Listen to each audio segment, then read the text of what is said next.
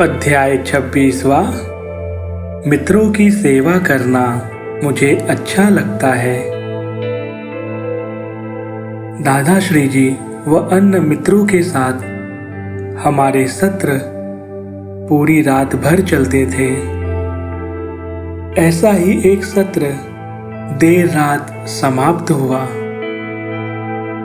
दादा श्री जी ने हमें कुछ समय आराम करने को कहा, क्योंकि अगले ही दिन हमें फिर से अपने अपने काम पर जाना था। हम सभी सो गए।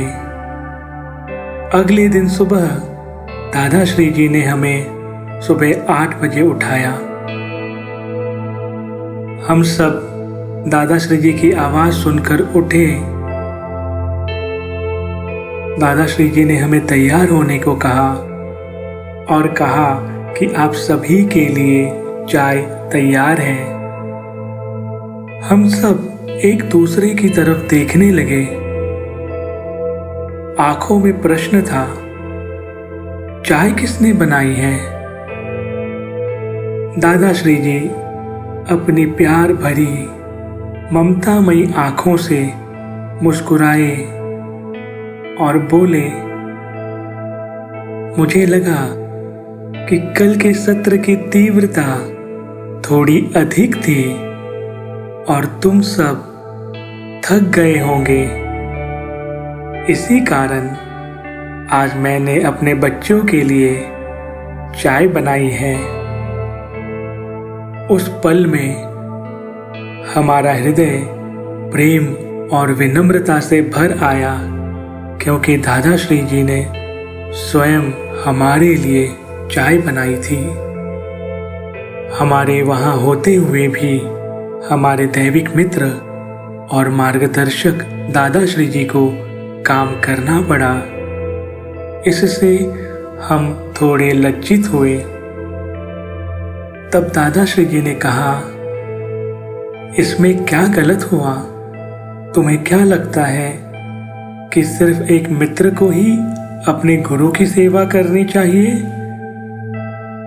मुझे भी अपने मित्रों की सेवा करना अच्छा लगता है। ऐसा नहीं है कि केवल एक शिष्य अपने गुरु की सेवा करता है। सत्य तो ये है, एक गुरु अपने शिष्य की सेवा करता है, सहायता करता है, उसे उसके अंतिम उद्देश्य तक पहुंचाने के लिए। वह हम सभी के लिए एक भाव विभोर क्षण था। मैंने दादा श्री जी से पूछा, आप कितने महान हैं? हमारी इतनी पात्रता नहीं है कि आपको हमारे लिए चाय बनानी पड़े। फिर भी आपने इतने बड़े उद्देशित कार्य करने के लिए हमें क्यों चुना? दादा श्री जी ने बड़े प्रेम से कहा, मैं यहाँ पर केवल अपने किसी उद्देशित कार्य के लिए नहीं आया हूँ। मैं तो यहाँ इसलिए आया हूँ ताकि मैं आप सभी को आपके जीवन के उद्देश्य के प्रति प्रोत्साहित कर आपकी सहायता करूं, ताकि आप सभी अपने जीवन के उद्देश्य को पूर्ण कर सको।